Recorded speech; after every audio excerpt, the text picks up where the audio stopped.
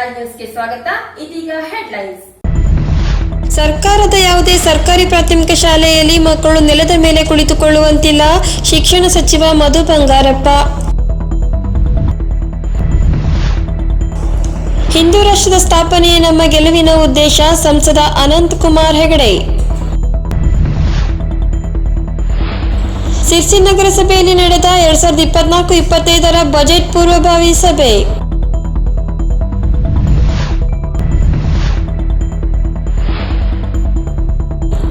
ವರದಾ ಗ್ರಾಮೀಣ ಬ್ಯಾಂಕಿನ ನಿವೃತ್ತ ಹಿರಿಯ ವ್ಯವಸ್ಥಾಪಕ ರಾಜು ಸಿರ್ಸಿಕರ್ ನಿಧನ. ತಮ್ಮ ಚಿತ್ರಗಾರಿಕೆಯ ಮೂಲಕ ಶ್ರೀರಾಮನ ಜಪ ಮಾಡಿದ ಖ್ಯಾತ ವ್ಯಂಗ್ಯ ಚಿತ್ರಕಲೆಗಾರ ಜಿಎಂ ಹೆಗಡೆ ಬೊಮ್ಮನಹಳ್ಳಿ. ಆಟೋಗಳಿಗೆ ಶ್ರೀರಾಮನ ಬಾವುಟ ಹಾಕಿ ರಾಮಜಪ ಮಾಡಿದ ಸಿರ್ಸಿ ಆಟೋ ಚಾಲಕರು.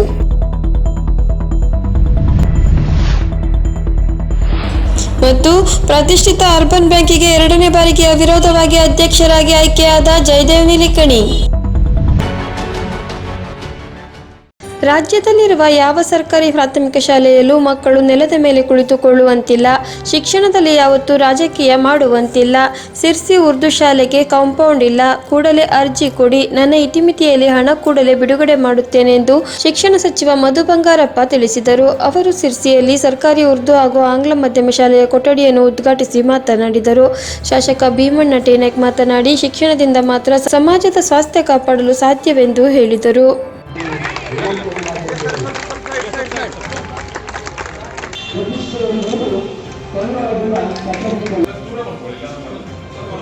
ನಮ್ಮ ತಸ್ಮೈ ಶ್ರೀ ಗುರುವೇ ನಮಃ.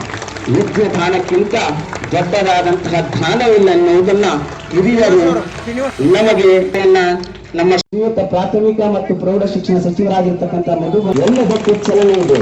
ನಿಷ್ಕಲ ವಸ್ತುವಿನಲ್ಲಿ ನಾನು ಒಂದೊಂದೇ ಅದಕ್ಕೆ ನಾವೆಲ್ಲರೂ ಕೂಡ ನಾವು ಮಾಡ್ತಾ ಇದ್ದೀವಿ. ಕನಸನ್ನ ಇಟ್ಕೊಂಡಿದ್ದೀವಿ.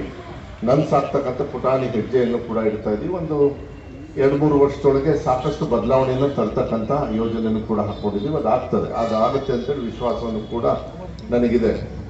ನಾನು ಈ ಉರ್ದು ಶಾಲೆಗೆ ಬಂದಿರೋದ್ರಿಂದ ನಾನು ಹಂಚ್ಕೊಳ್ಬೇಕಾಗುತ್ತೆ ಸಮಾಜದ ಬಂಧುಗಳಿಗೆ. ವಿದ್ಯಾಭ್ಯಾಸಕ್ಕೆ ಅಷ್ಟೊಂದು ಒತ್ತನ್ನು ಕೊಡ್ತಾ ಇರಲಿಲ್ಲ.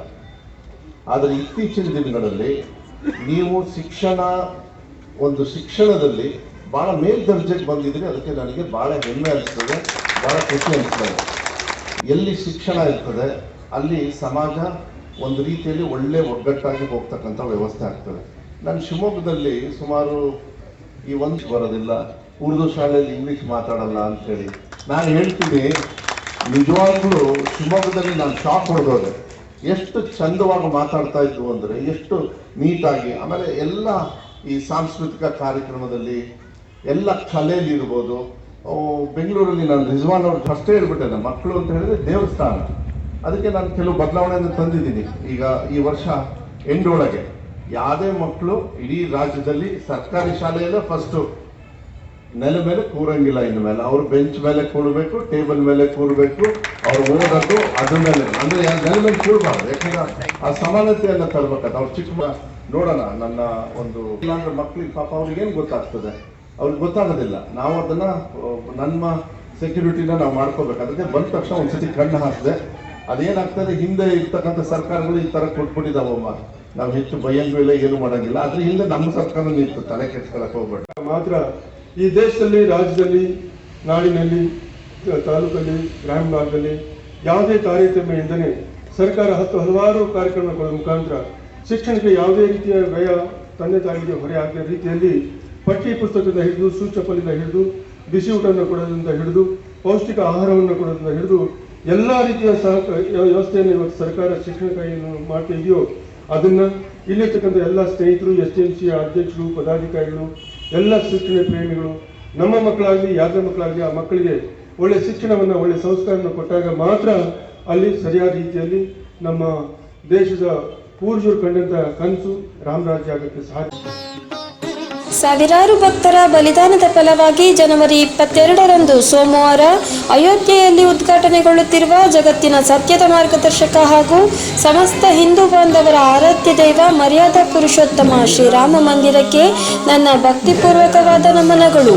ಶಿವರಾಮ್ ಹೆಬ್ಬಾರ್, ಶಾಸಕರು, ಯಲ್ಲಾಪುರ ಮುಂಡಗೋಡ ಕ್ಷೇತ್ರ, ಕರ್ನಾಟಕ ಸರ್ಕಾರ.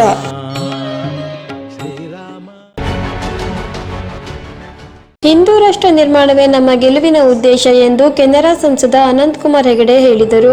ಕಾನ್ಸೂರಿನಲ್ಲಿ ಶನಿವಾರ ಆಯೋಜಿಸಲಾಗಿದ್ದ ಕಾರ್ಯಕರ್ತರ ಸಭೆಯಲ್ಲಿ ಅವರು ಮಾತನಾಡುತ್ತಾ, ದೇಶಕ್ಕೆ ಈಗ ಬಿಜೆಪಿ ಬೇಕಾಗಿದೆ. ಮೋದಿಯವರ ನೇತೃತ್ವದ 2 ಅವಧಿಯ ಮೋದಿಯವರ ಸರ್ಕಾರ ಉತ್ತಮ ಪರಿಣಾಮ ನೀಡಿದೆ. ಅಂತಿಮ ಗೆಲುವಿನವರೆಗೂ ನಾವೇ ಗೆಲ್ಲುತ್ತಿರಬೇಕು. ದೆಹಲಿ ಸಿಂಹಾಸನ ಕುರ್ಚಿ ನಮ್ಮ ಉದ್ದೇಶವಲ್ಲ. ಹಿಂದೂ ರಾಷ್ಟ್ರ ನಿರ್ಮಾಣವಾದರೆ ಜಾತಿ ಧರ್ಮದ ಸಮಸ್ಯೆ ವ್ಯವಸ್ಥೆಗೂ ಸರಿ ಹೋಗಲಿದೆ. ಭಾರತೀಯ ಜನತಾ ಪಕ್ಷ ಅಧಿಕಾರಕ್ಕೆ ಬಂದ 10 ವರ್ಷಗಳಲ್ಲಿಯೇ ದೇಶದ ಆರ್ಥಿಕತೆ ಸುಧಾರಿಸಿದೆ ಎಂದರು. ದೇಶ ಆರ್ಥಿಕವಾಗಿ ಸುಭದ್ರ ಆಗಬೇಕು. ಅದರ ಜೊತೆಗೆ ಇನ್ನೂ ಹಲವಾರು ದೇಶದ ಮತ್ತು ಧರ್ಮದ ಬಗೆಗಿನ ಅನೇಕ ಕಲ್ಪನೆಗಳು, ಕನಸುಗಳು ನಮ್ಮ ಇಡೀ ಸಮಾಜದಲ್ಲಿದ್ದಾವೆ. ಅದೆಲ್ಲದೂ ಸಾಕಾರ ಆಗಬೇಕು ಅಂತಾದ್ರೆ ವಾಪಸ್ ಮತ್ತೆ ಸಂಘಟನೆ ಆಗಬೇಕು. ಕರ್ನಾಟಕದಲ್ಲಿ ಒಂದು ಸ್ವಲ್ಪ ಏನು ಹಿನ್ನಡೆ ಆಗಿತ್ತು ಅದೆಲ್ಲದನ್ನು ತುಂಬಿಕೊಳ್ತಕ್ಕಂಥ ಪ್ರಯತ್ನ ನಮ್ಮಿಂದ ಆಗಬೇಕಾಗಿದೆ. ಅದರಲ್ಲಿಯೂ ಈ ದುರಹಂಕಾರಿಗಳ ಆಡಳಿತ ಬಂದ ನಂತರದಲ್ಲಿ ನಮ್ಮವ್ರ ಮೇಲೆ ಸ್ವಲ್ಪ ಅನ್ಯಾಯ ಜಾಸ್ತಿ ಆಗಿತ್ತು. ಎಲ್ಲೋ ಒಂದು ಕಡೆ ಅದನ್ನು ನಿಲ್ಲಿಸ್ತೀವಿ. ನಮಗೆ ವಿಶ್ವಾಸ ಇದೆ. ಯಾರು ಎಷ್ಟೇ ದೊಡ್ಡ ಕೂಗಾಟ ಕುಣಿದಾಟ ಮಾಡಿದ್ರು ಕೂಡ ಅದನ್ನು ಸರಿ ಮಾಡ್ತಕ್ಕಂಥ ಕೆಪಾಸಿಟಿ ಭಗವಂತ ಕೊಟ್ಟಿದ್ದಾರೆ. ಅದನ್ನು ಸರಿ ಮಾಡ್ತೀವಿ. ಆದರೆ ಗ್ರೌಂಡ್ನಲ್ಲಿ ಬೇಕಾಗಿರ್ತಕ್ಕಂಥ ಒಂದು ಪ್ರಿಪರೇಷನ್, ಬರ್ತಕ್ಕಂಥ ಮಹಾಸಂಗ್ರಾಮದಲ್ಲಿ ಗೆಲ್ತಕ್ಕಂಥ ಸಿದ್ಧತೆ. ಕಳೆದ ಬಾರಿ ದಕ್ಷಿಣ ಭಾರತದಲ್ಲಿ ಅತ್ಯಂತ ಹೆಚ್ಚಿನ ಬಹುಮತ ಇಲ್ಲಿ ಸಿಕ್ಕಿತ್ತು. ಯಾರೂ ಕೂಡ ಇಷ್ಟರವರೆಗೆ ಇಡೀ ದಕ್ಷಿಣ ಭಾರತದಲ್ಲಿ ಇಷ್ಟು ಬಹುಮತದಲ್ಲಿ ಗೆದ್ದಿರಲಿಲ್ಲ. ಈ ದಾಖಲೆಯನ್ನು ಈ ಬಾರಿ ಅಳಿಸಬೇಕು. ಹೊಸ ದಾಖಲೆ ನೋಡಿದಾಗ, ಜನರ ಸ್ಪಂದನ ನೋಡಿದಾಗ ಖಂಡಿತವಾಗಿ ಅನ್ಸತ್ತೆ ಕಳೆದ ಬಾರಿಯ ದಾಖಲೆಯನ್ನು ಈ ಬಾರಿ ಅಳಿಸ್ತೀವಿ. ಅಮಿತ್ ಶಾ ಕೂಡ ಹೇಳಿದರು, ಈ ಬಾರಿ ನಮ್ಮ ಗೆಲುವು ಹೇಗಿರಬೇಕು ಅಂತಂದ್ರೆ ಮುಂದಿನ ದಿನಗಳಲ್ಲಿಯೂ ಕೂಡ ಆ ದಾಖಲೆಯನ್ನು ನಮ್ಮ ಹತ್ರ ಅಳಿಸ್ಲಿಕ್ಕೆ ಆಗ್ಬಾರ್ದು. ಆ ಪ್ರಮಾಣದ ಗೆಲುವು ಆಗಬೇಕು. ಒಮ್ಮೆ ವೈರಿಗಳನ್ನ ನೆಲ ಕಚ್ಚಿಸ್ಬಿಡ್ಬೇಕು. ಪ್ರಜಾಪ್ರಭುತ್ವದಲ್ಲಿ ವಿರೋಧ ಪಕ್ಷ ಬೇಕು, ಆದರೆ ಅದು ಒಂದು ಒಳ್ಳೆಯ ವಿರೋಧ ಪಕ್ಷ ಆಗಿರಬೇಕು. ದೇಶದ್ರೋಹಿ ವಿರೋಧ ಪಕ್ಷ ಅಲ್ಲ.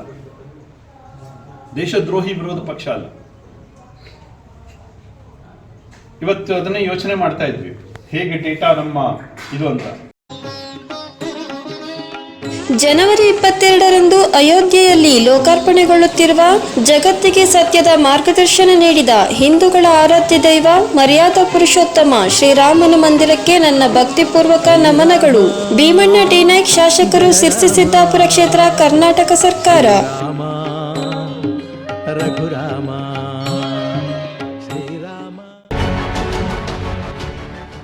ಸಿರ್ಸಿ ನಗರಸಭೆಯ 2024-25ನೇ ಸಾಲಿನ ಬಜೆಟ್ ಪೂರ್ವ ಸಿದ್ಧತೆ ಸಭೆಯನ್ನು ಸ್ಥಾಯಿ ಸಮಿತಿಯ ಅಧ್ಯಕ್ಷೆ ಶ್ರೀಮತಿ ದೀಪಾ ಮಹಾಲಿಂಗಣ್ಣನವರ ಅಧ್ಯಕ್ಷತೆಯಲ್ಲಿ ನಡೆಸಲಾಯಿತು. ಈ ಸಂದರ್ಭದಲ್ಲಿ ಹಿಂದಿನ ಬಜೆಟ್ನಲ್ಲಿ ಅನುಷ್ಠಾನಗೊಂಡ ವಿಷಯ ಹಾಗೂ ಮುಂದೆ ಆಗಬೇಕಾದ ಮೂಲಸೌಕರ್ಯಗಳ ಬಗ್ಗೆ ಚರ್ಚೆ ನಡೆಸಲಾಯಿತು. ಸಾರ್ವಜನಿಕರ ಪರವಾಗಿ ಪರಮಾನಂದ ಹೆಗಡೆ ಸಾರ್ವಜನಿಕ ಶೌಚಾಲಯ, ಬೀದಿ ದೀಪ, ಕೊಂಡವಾಡಿ ಬೀದಿ ನಾಯಿಗಳ ಬಗ್ಗೆ ಚರ್ಚೆ ನಡೆಸಿ ಕಾರ್ಯರೂಪಕ್ಕೆ ತರಬೇಕೆಂದು ಆಗ್ರಹಿಸಿದರು. ಇದ್ರಲ್ಲಿ ಯಾವ್ದು ಆಗಿದೆ ಅದನ್ನು ಬಿಟ್ಟು ಈಗ ನಮಗೆ ಕನ್ಫ್ಯೂಸ್ ಆಗ್ತಾರೆ. ಇದ್ರಲ್ಲಿ ಏನ್ ನೋಡ್ತೇನೆ ನಾನು, ಎಲ್ಲ ಆಗಿರೋದು ಸುಮಾರು ಅರ್ಧಕ್ಕೆ ಅರ್ಧ ಇದೆ. ವರ್ಷ ಅದು ಕೊಟ್ಟಿದ್ದಾರೆ ಅಂತಾರೆ ಅವರು. ಕರೆಕ್ಟ್ ಅಲ್ಲ? ಎದುರುಗಡೆ ಟಾಯ್ಲೆಟ್ ಸರಿ ಇವತ್ತು 106 ವರ್ಷದಿಂದ ಗ್ರಾಮ ಚೌಡಿದ್ದನ್ನ ಆ ಒಂದು ಇತಿಹಾಸವನ್ನ ತೆಗೆದು ಶೌಚಾಲಯ ಮಾಡ್ತಾ ಇದ್ದಾರೆ. ಮತ್ತೊಂದು ವಿಷಯ, ಇದ್ರ ಬಗ್ಗೆ ನಾವು ವಿಚಾರವಾಗಿ ಮಾತಾಡ್ಬೇಕು. ಯಾಕಂದ್ರೆ ಆ ಜಾಗ ಇನ್ನೂ ಅವ್ರಿಗೆ ಹಸ್ತಾಂತರ ಆಗಿದೆ ಇಲ್ಲ ಕೇಳ್ಬೇಕಾಗ್ತದೆ. ಈಗ ಇನ್ನೊಂದು ಬನವಾಸಿ ನಾಕ ಏನೇ ಹೇಳಿದ್ರಿ, ನೀವು ತೋರಿಸಿದ್ರಿ, ಅದು ಖುಲ್ಲಾ ಮಾಡಿದ್ರೆ ಅಲ್ಲಿ ಹೇಗೆ ಶೌಚಾಲಯ ಮಾಡ್ತಾರೆ? ಅದು ಮೊದಲು ಖುಲ್ಲಾ ಮಾಡ್ಬೇಕಲ್ಲ ಈ ಜಾಗ. ಈಗಾಗಲೇ ಅತಿಕ್ರಮಣ ಮಾಡಿ ಕುತ್ಕೊಂಡಿದ್ದಾರೆ ಅಲ್ಲಿ. ಅದನ್ನು ಖುಲ್ಲಾ ಮಾಡಿ ಅಲ್ಲ ಅಲ್ಲೊಂದು ಇದನ್ನು ಮಾಡ್ಕೋಬಹುದು. ನಮ್ಗೆ ಬಸ್ ಸ್ಟಾಪ್ ಮಾಡ್ಬೋದು, ಮತ್ತೆ ಈ ಶೌಚಾಲಯನೂ ಮಾಡ್ಕೋಬಹುದು. ಕೊರದಿ ಎಷ್ಟು ವರ್ಷ ಆಯ್ತು ಅದು ಹಂಗೆ ಬಿದ್ದಿದೆ. ಅದನ್ನು ಯಾರು ಮಾಡೋರು?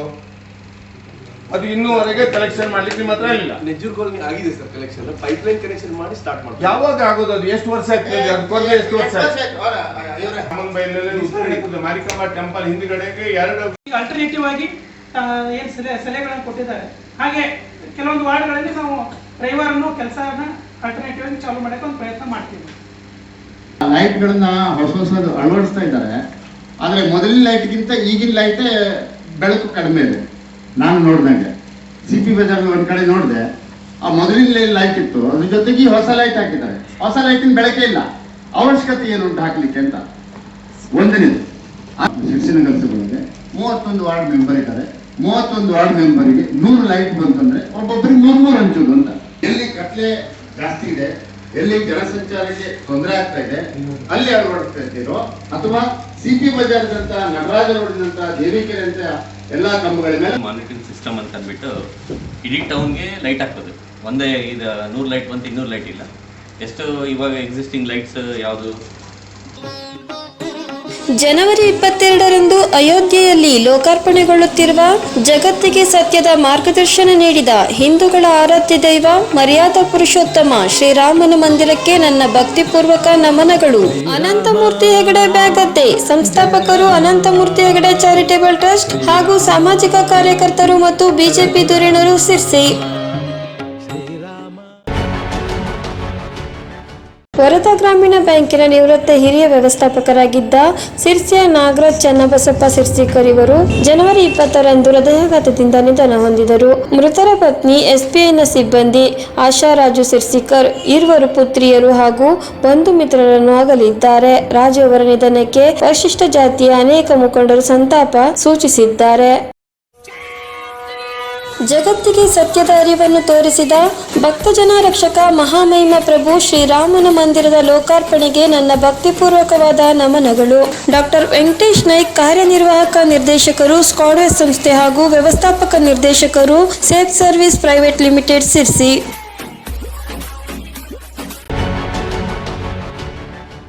ಸಮಾಜದ ಅಂಕುಡೊಂಕುಗಳನ್ನು ತಿದ್ದುವ ಶಕ್ತಿ ವ್ಯಂಗ್ಯಚಿತ್ರಕ್ಕಿದೆ. ವ್ಯಂಗ್ಯಚಿತ್ರ ಅಪರೂಪದ ಕಲೆಯಾಗಿದ್ದು, ಈ ಕಲೆಗಾರರು ರಾಜ್ಯದಲ್ಲಿ ಬೆರಳೆಣಿಕೆಯಷ್ಟಿದ್ದಾರೆ. ಇವರ ಸಾಲಿಗೆ ಸಿರ್ಸಿ ತಾಲೂಕಿನ GM ಹೆಗಡೆ ಬೊಮ್ಮನಹಳ್ಳಿಯವರು ಕೂಡ ಒಬ್ಬರು. ಇವರು ಚಿತ್ರಕಲಾವಿದರಲ್ಲದೆ ಓರ್ವ ಅಪ್ಪಟ ವ್ಯಂಗ್ಯಚಿತ್ರಕಾರರು ಹೌದು ಎನ್ನುವುದರಲ್ಲಿ ಎರಡು ಮಾತಿಲ್ಲ.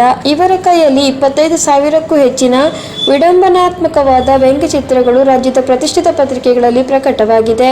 ಇವರ ಚಿತ್ರಕಲೆ ಮತ್ತು ವ್ಯಂಗ್ಯಚಿತ್ರಕ್ಕೆ ರಾಜ್ಯ ಮಟ್ಟದ ಪ್ರಶಸ್ತಿಗಳು ಲಭಿಸಿರುವುದು ಇವರ ಕಲಾವಂತಿಕೆಗೆ ಹಿಡಿದ ಕೈಗನ್ನಡಿಯಾಗಿದೆ.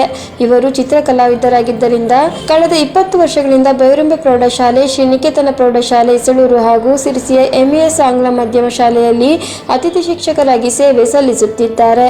ಮಕ್ಕಳು ಸುಲಭವಾಗಿ ಚಿತ್ರ ಬಿಡಿಸುವುದನ್ನು ಕಲಿಯಲು ಇವರೇ ರಚಿಸಿದ 0 ಸುತ್ತಿ ಚಿತ್ರಕಲಿ ಪುಸ್ತಕ 12,000 ಪ್ರತಿಗಳು ಮಾರಾಟವಾಗಿದೆ. ಇವರೀಗ ಜನವರಿ 22ರಂದು ಶ್ರೀರಾಮ ಮಂದಿರ ಉದ್ಘಾಟನೆಗೊಳ್ಳುತ್ತಿರುವ ಹಿನ್ನೆಲೆಯಲ್ಲಿ ಶ್ರೀರಾಮನ ಅವತಾರವನ್ನು ಹೇಗೆ ಬಿಡಿಸಿದ್ದಾರೆ ಇಲ್ಲಿದೆ ನೋಡಿ. ರಾಮ್ ಸಿಯಾ ರಾಮ್ ಜಯ ಜಯ ರಾಮ್, ರಾಮ್ ಸಿಯಾ ರಾಮ್ ಜಯ ಜಯ ರಾಮ್, ರಾಮ್ ಸಿಯಾ ರಾಮ್ ಜಯ ಜಯ ರಾಮ್, ರಾಮ್ ಸಿಯಾ ರಾಮ್ ಜಯ ಜಯ ರಾಮ್, ರಾಮ್ ಸಿಯಾ ರಾಮ್ ಜಯ ಜಯ ರಾಮ್, ರಾಮ್ ಸಿಯಾ ರಾಮ್ ಜಯ ಜಯ ರಾಮ್, ರಾಮ್ ಸಿಯಾ ರಾಮ್ ಜಯ ಜಯ ರಾಮ್. ಸುಮಾರು 500 ವರ್ಷಗಳಿಗಿಂತ ಹೆಚ್ಚಿನ ಹೋರಾಟದ ಫಲವಾಗಿ ಇವತ್ತು ಅಯೋಧ್ಯೆಯಲ್ಲಿ ಇದೇ ತಿಂಗಳು 22ನೇ ತಾರೀಕು ನಾಡು ಸೋಮವಾರ ರಾಮ ಮಂದಿರದ ಉದ್ಘಾಟನೆಯಾಗಲಿದೆ. ಬಹುಶಃ ಲಕ್ಷಾಂತರ ಹಿಂದೂಗಳು ಈ ಹೋರಾಟದಲ್ಲಿ ಭಾಗವಹಿಸಿ ಇವತ್ತು ರಾಮ ಮಂದಿರವನ್ನು ಉದ್ಘಾಟನೆ ಹಂತಕ್ಕೆ ಬರಲಿಕ್ಕೆ ಕಾರಣಕರ್ತರಾಗಿರ್ತಕ್ಕಂಥ ಅನೇಕ ಸಾವಿರಾರು ಲಕ್ಷಾಂತರ ಇವತ್ತು ಕರಸೇವಕರಲ್ಲಿ ಪ್ರಾಣವನ್ನು ತ್ಯಾಗ ಮಾಡಿದ್ದು ಕೂಡ ಇದೆ. ಇವೆಲ್ಲದ ಹೋರಾಟದ ಪ್ರತಿಫಲವಾಗಿ ಇವತ್ತು ನ್ಯಾಯಾಲಯವು ಕೂಡ ನ್ಯಾಯವನ್ನು ನೀಡಿ ಅಲ್ಲಿ ರಾಮ ಮಂದಿರ ಆಗಲಿಕ್ಕೆ ಅವಕಾಶ ಮಾಡಿಕೊಟ್ಟಿದೆ. ಹಾಗಾಗಿ ನಾವೆಲ್ಲ ಕೂಡಿ ರಾಮ ಮಂದಿರದ ಉದ್ಘಾಟನೆ ದಿನವನ್ನು ಸಮಸ್ತ ಈ ದೇಶ ವಿದೇಶದಲ್ಲಿರ್ತಕ್ಕಂಥ ಎಲ್ಲ ಹಿಂದೂ ಬಾಂಧವರು ವಿಜೃಂಭಣೆಯಿಂದ ನಾವು ಒಂದು ಹೊಸ ಶತಮಾನವನ್ನು ಕಾಣ್ತಾ ಇದ್ದೀವಿ ಅಂತಕ್ಕಂಥ ಭಾವನೆಯೊಂದಿಗೆ ರಾಮ ಜನ್ಮಭೂಮಿಯಲ್ಲಿ ಅಯೋಧ್ಯೆಯಲ್ಲಿ ನಾವು ಆ ರಾಮರದ ಉದ್ಘಾಟನೆಯನ್ನು ಕಣ್ಣಾರೆ ದೂರದರ್ಶನದ ಮುಖಾಂತರ ನಾವು ನೋಡ್ತಾ ಇದ್ದೇವೆ. ಭಾಳ ಖುಷಿ ಅನಿಸ್ತದೆ, ಸಂತೋಷದ ಸಂಗತಿ. ಹಾಗಾಗಿ ನಾವು ಮುಂದೆ ಇನ್ನೂ ಹೆಚ್ಚಿನ ಈ ದೇಶದಲ್ಲಿ ಅಭಿವೃದ್ಧಿ ಹೊಂದುವ ಮುಖಾಂತರ ಎಲ್ಲ ಸಮಾನ ಭಾವನೆ ಮುಖಾಂತರ ರಾಮನ ಭಕ್ತರಾಗಿ ನಾವು ಸೇವೆಯನ್ನು ಸಲ್ಲಿಸುವ ಮುಖಾಂತರ ವಿಶ್ವಕ್ಕೆ ನಮ್ಮ ದೇಶವನ್ನು ಮಾದರಿಯನ್ನಾಗಿ ಮಾಡಲಿಕ್ಕೆ ಇನ್ನೂ ಒಂದು ನಮಗೆ ಒಳ್ಳೆಯ ಅವಕಾಶ ಸಿಕ್ಕಿದೆ. ರಾಮ ಜನ್ಮ ಭೂಮಿಯಲ್ಲಿ ರಾಮನ ಮಂದಿರವನ್ನು ಪ್ರತಿಷ್ಠಾಪನೆ ಆಗುವುದರ ಮುಖಾಂತರ ನಾವೆಲ್ಲ ಭಾಗವಹಿಸಿ ಆ ವಿಜೃಂಭಣೆಯಿಂದ ನಾವೆಲ್ಲ ಕಾರ್ಯಕ್ರಮವನ್ನು ಮಾಡೋಣ ಅಂತಕ್ಕಂಥ ಎಲ್ಲರಿಗೂ ನಮಸ್ಕಾರ. ಜೈ ಶ್ರೀರಾಮ್. ಅಯೋಧ್ಯೆಯಲ್ಲಿ ಶ್ರೀರಾಮ ಮಂದಿರದ ಉದ್ಘಾಟನೆಗೊಳ್ಳುತ್ತಿರುವ ಹಿನ್ನೆಲೆಯಲ್ಲಿ ಸಿರ್ಸಿಯ ಆಟೋ ಚಾಲಕರು ತಮ್ಮ ಆಟೋಗಳಿಗೆ ಶ್ರೀರಾಮನ ಬಾವುಟ ಹಾಕಿ ಶ್ರೀರಾಮ ಜಪ ಮಾಡಿದರು. ಸಿರ್ಸಿಯಲ್ಲಿರುವ ಬಹುತೇಕ ರಿಕ್ಷಾಗಳ ಮೇಲೆ ಶ್ರೀರಾಮನ ಬಾವುಟ ಹಾರಾಡುತ್ತಿದ್ದು, ಚಾಲಕರು ರಾಮನ ದೇವಾಲಯದ ಲೋಕಾರ್ಪಣೆಯ ಸಂಭ್ರಮಕ್ಕಾಗಿ ತುದಿಗಾಲಿನಲ್ಲಿ ನಿಂತು ಕಾಯುತ್ತಿದ್ದಾರೆ.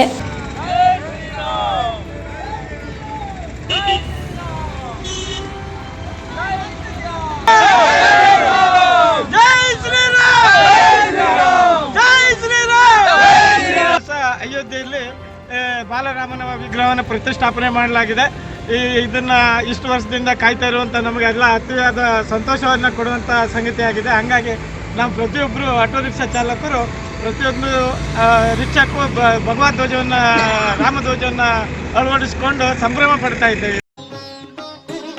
ಜಗತ್ತಿಗೆ ಸತ್ಯದ ಅರಿವನ್ನು ತೋರಿಸಿದ ಭಕ್ತಜನ ರಕ್ಷಕ ಮಹಾಮಹಿಮ ಪ್ರಭು ಶ್ರೀರಾಮನ ಮಂದಿರದ ಲೋಕಾರ್ಪಣೆಗೆ ನನ್ನ ಭಕ್ತಿಪೂರ್ವಕವಾದ ನಮನಗಳು. ಸರಸ್ವತಿ ಎನ್ ರವಿ, ಕಾರ್ಯದರ್ಶಿಗಳು, ಮುಖ್ಯ ಹಣಕಾಸು ಹಾಗೂ ಆಡಳಿತಾಧಿಕಾರಿಗಳು, ಸ್ಕ್ವಾಡ್ವೆಸ್ಟ್ ಸಂಸ್ಥೆ ಸಿರ್ಸಿ. ಅಧ್ಯಕ್ಷರು, ಸ್ಕ್ವಾಡ್ವೆಸ್ಟ್ ಮಹಿಳಾ ಸೌಹಾರ್ದ ಸಹಕಾರಿ ನಿಯಮಿತ ಸಿರ್ಸಿ. ನಿಕಟಪೂರ್ವ ನಿರ್ದೇಶಕರು, ಕರ್ನಾಟಕ ರಾಜ್ಯ ಸೌಹಾರ್ದ ಸಂಯುಕ್ತ ಸಹಕಾರಿ ನಿಯಮಿತ ಬೆಂಗಳೂರು. ನಿರ್ದೇಶಕರು, ಉತ್ತರ ಕನ್ನಡ ಜಿಲ್ಲಾ ಸೌಹಾರ್ದ ಸಹಕಾರಿಗಳ ಒಕ್ಕೂಟ ಸಂಘ ನಿಯಮಿತ.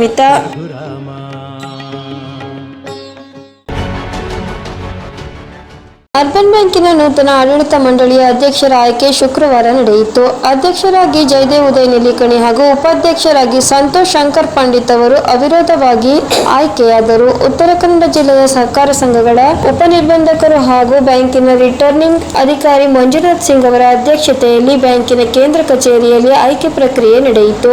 ಸಿರ್ಸಿಯ ಪ್ರತಿಷ್ಠಿತ ನಿಲಿಕಣಿ ಕುಟುಂಬದವರಾದ ಜಯದೇವ್ ಉದಯ್ ನಿಲಿಕಣಿ ಅವರು 2006ರಿಂದ ಸಿರ್ಸಿಯ ಅರ್ಬನ್ ಬ್ಯಾಂಕಿನ ನಿರ್ದೇಶಕರಾಗಿ, 2011ರಿಂದ ಉಪಾಧ್ಯಕ್ಷರಾಗಿ, 2019ರಿಂದ ಬ್ಯಾಂಕಿನ ಅಧ್ಯಕ್ಷರಾಗಿ ಕಾರ್ಯನಿರ್ವಹಿಸಿದ್ದರು. ಈಗ ಪುನಃ ಅಧ್ಯಕ್ಷರಾಗಿ ಆಯ್ಕೆಯಾಗಿ ಮುಂದಿನ 5 ವರ್ಷದವರೆಗೆ ಆಡಳಿತ ನಡೆಸಲಿದ್ದಾರೆ. ಸಿರ್ಸಿಯ ಸಿಪಿ ಬಜಾರ್ನಲ್ಲಿರುವ ಪ್ರಸಿದ್ಧ ಸಗಟು ಹಾಗೂ ಕಿರಾಣಿ ವ್ಯಾಪಾರಿಗಳಾದ ಎಸ್ಪಿ ಪಂಡಿತ್ನ ಮಾಲೀಕರಾದ ಸಂತೋಷ್ ಶಂಕರ್ ಪಂಡಿತ್ ಅವರು 2009ರಿಂದ ಬ್ಯಾಂಕಿನ ನಿರ್ದೇಶಕರಾಗಿ ಕಾರ್ಯನಿರ್ವಹಿಸುತ್ತಿದ್ದು, ಪ್ರಸ್ತುತ ಬ್ಯಾಂಕಿನ ನೂತನ ಆಡಳಿತ ಮಂಡಳಿಯ ಉಪಾಧ್ಯಕ್ಷರಾಗಿ ಅವಿರೋಧವಾಗಿ ಆಯ್ಕೆಯಾಗಿದ್ದಾರೆ. ಬ್ಯಾಂಕಿನ ಆಡಳಿತ ಮಂಡಳಿಯ ಚುನಾವಣೆಯಲ್ಲಿ ಆಯ್ಕೆಯಾದ ಬ್ಯಾಂಕಿನ ಎಲ್ಲಾ ನಿರ್ದೇಶಕರು ಈ ಸಂದರ್ಭದಲ್ಲಿ ಉಪಸ್ಥಿತರಿದ್ದು, ನೂತನವಾಗಿ ಆಯ್ಕೆಯಾದ ಬ್ಯಾಂಕಿನ ಅಧ್ಯಕ್ಷರು ಹಾಗೂ ಉಪಾಧ್ಯಕ್ಷರನ್ನು ಅಭಿಮಾನಿಸಿ ಸನ್ಮಾನಿಸಿದರು ಎಂದು ಬ್ಯಾಂಕಿನ ಮುಖ್ಯ ಕಾರ್ಯನಿರ್ವಹಣಾಧಿಕಾರಿ ಶ್ರೀಮತಿ ಆರ್ತಿ ಶೆಟ್ಟರ್ ತಿಳಿಸಿದ್ದಾರೆ. ಇಲ್ಲಿಗೆ ವಾರ್ತಾ ಪ್ರಸಾರ ಮುಕ್ತಾಯವಾಯಿತು. ಮುಂದಿನ ವಾರ್ತೆಗಳೊಂದಿಗೆ ಸಿಗೋಣ. ನಮಸ್ಕಾರ.